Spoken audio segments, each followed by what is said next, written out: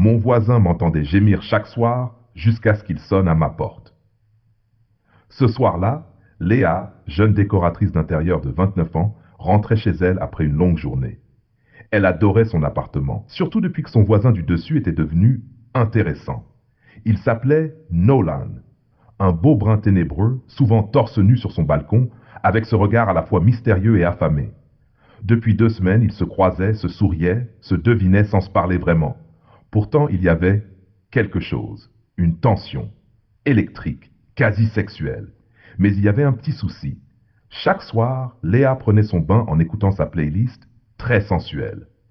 Et quand l'eau glissait sur sa peau, qu'elle fermait les yeux et s'abandonnait à ses pensées les plus torrides, eh bien, elle gémissait, sans s'en rendre compte, fort.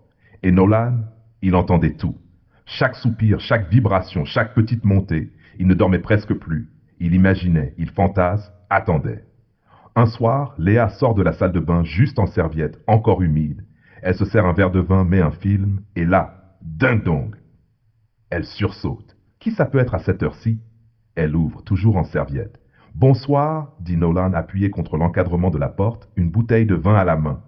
Oh, Nolan, vous avez besoin de quelque chose? Il la regarde de haut en bas, lentement. Oui. D'une explication. Pardon? Chaque soir, à la même heure. Tu gémis. Et moi, je perds la tête. J'ai besoin de savoir c'est un mec, un jouet, ou juste ton imagination? Léa éclata de rire, gênée, rougissante. T'es venu sonner à ma porte, juste pour ça? Non. Je suis venu pour savoir si j'avais le droit de participer ce soir. Silence. Attention. La serviette de Léa glisse un peu. Trop. Entre, dit-elle doucement. Nolan ne se fait pas prier. En 2 secondes, ils sont dans le salon. Elle en serviette, lui toujours torse nu comme une invitation. Léa s'approche, joueuse. Alors comme ça, tu m'écoutes tous les soirs? Non, j'essaie d'ignorer. Mais ma main a des réflexes incontrôlables. Et tu veux voir si mes gémissements sont authentiques? Non. Je veux les provoquer moi-même. Il l'attrape par la taille, la soulève comme une plume et l'emmène jusqu'au canapé. La serviette tombe.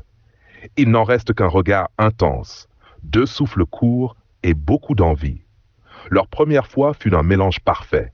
Passion, rire maladroit, chaleur et quelques gémissements bien réels cette fois. Et à la fin, maintenant que je sais ce que tu fais le soir, souffla-t-il, je vais devoir sonner tous les jours. Ce sera pas nécessaire, répondit-elle.